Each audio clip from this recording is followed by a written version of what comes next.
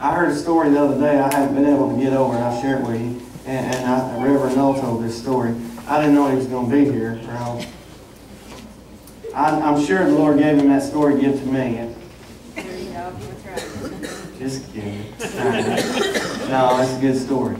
Anyway, he told about this little grandpa and a grandson was out on the porch or something, you know, and grandpa had a beagle. And so they're out there in the barnyard doing what to do, and all of a sudden the biggest rabbit, biggest longest-legged rabbit you ever seen jumped out there and took off, you know, and boy, there goes the beagle. You know, there's just something in a beagle. He's just created that a rabbit, when he sees a rabbit, it just does something to him, you know, and away he goes. He's running that rabbit, you know, and man, it just, old grandpa, he just loves to hear that beagle run a rabbit. And so there they go. And everybody in the neighborhood's got a beagle, you know, it's a big thing, rabbit. Everybody likes to hear a beagle run a rabbit, you know. So that beagle, that rabbit's running, circling around, here they go, old beagle's just running that rabbit. And the neighbor's beagle hears them, and boy, here comes the neighbor's beagle, and he joins in. And another neighbor's beagle comes in and joins in. I mean, they're having an awfulest rabbit race you ever heard. Round and round. Boy, everybody's out there just having a big time. And so this is a big old good rabbit. Now, this rabbit can run. He's doing good. And so for long here, this neighbor's beagle is kind of weak, and he falls out. And then for another round or two, then some of them other beagles kind of falling out. Keep going now. This rabbit's going. And the one beagle still running. Still going strong. And the grandson says, Grandpa, how come your rabbit is the only one still running? Beagle. How come your beagle is the only one still going? He says, son, my beagle saw the rabbit.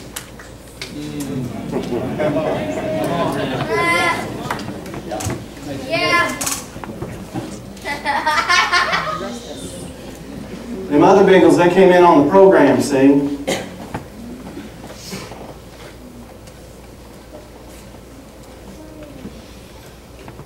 See, I'm nobody. I'm the one standing here, but I'm just nobody. And all I know is, what I want you to know is, what changed my life is, I saw the rabbit.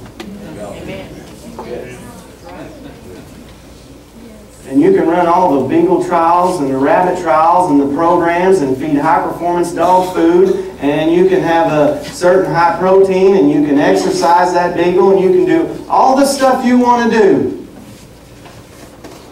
But the power for that beagle to run and keep running is the God-created thing in him that does something to him when he sees the rabbit.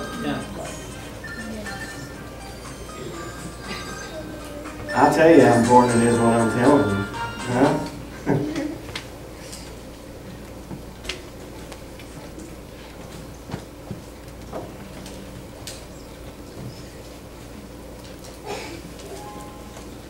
Getting hot in here. Won't somebody turn the air on?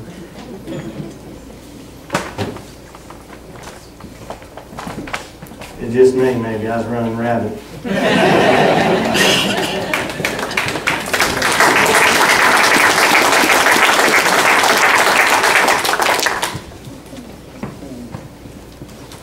That's all I want you to know. That's all I want you to see week after week after week. I just want you to see the rabbit. Because if you see the rabbit, you'll keep running. If you just see the other beagles running, you think, hey, they're all gathered down there at the sale barn, and you just seen all the other beagles running for whatever reason, and you heard them talking about it, and so away you go, and hey, we're going to join in the race, and all that, and it's fun for a while, and then you're not there no more. Every one of you knows somebody like that. It's because we've been about so much stuff. We've been about, hey, there's a certain procedure and there's certain ways, particular ways that you cut through this certain brush. And there's ways to get thorns out of it, you know. I'm not saying there ain't time for that and a place for that. It ain't here. This is about Jesus. and getting your eyes on Jesus, because He's got the power to change your life. He's got the power to get you out of what you're in. He's got the power to fix what you've messed up. It's that easy. Now you go out there, I'll tell you how you know what I'm telling you is right, because when you get out there, they'll tell you that's not right. They'll do everything they can keep you from getting that. They'll tell everything you can that say it's not that easy. No, you got to do all this. You got to do all that. You got to give up this. You got to give up that. If you see Him, come on, right, come on. If you just see Him, if you meet Him, there's something created in you that will do something in you that you can't explain, just like a cat and a mouse and a horse and a cow and a beagle and a rabbit.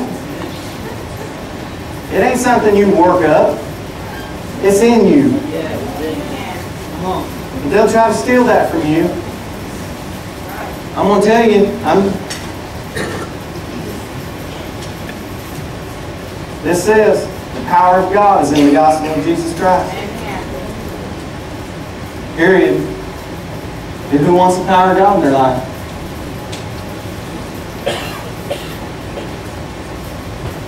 I read in there, Genesis. Adam and Eve sinned, and they went and hid from God. And it says they sewed fig leaves together and covered themselves up, see, hiding. Worked their own hands. They mustered up their own stuff so they could try to cover themselves because they was ashamed and maybe cover themselves and God would not notice their nail. I'm not sure what their idea was on that. It's kind of a bonehead idea, but here's what I'm telling you. If that's what you stand on, if that's what your foundation is your works and what you've done and what you think you've got to do to get back to God, when there's a move of God, when God Himself come walking through the woods that day and the presence of God come, Adam got nervous. I'm going to tell you something. If you're religious, they're religious, whoever's religious, the ones that are trying to not let you get this, anytime there's a move of God, they'll be nervous.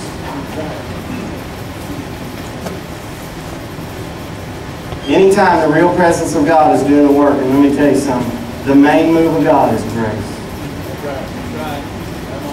The main move of God is grace.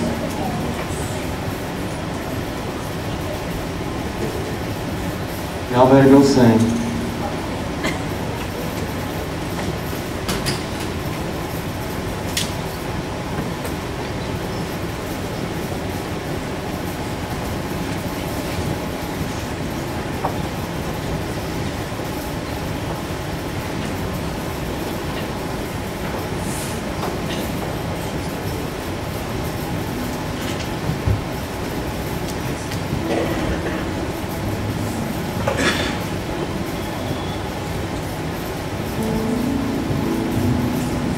I don't know much, but I do know this.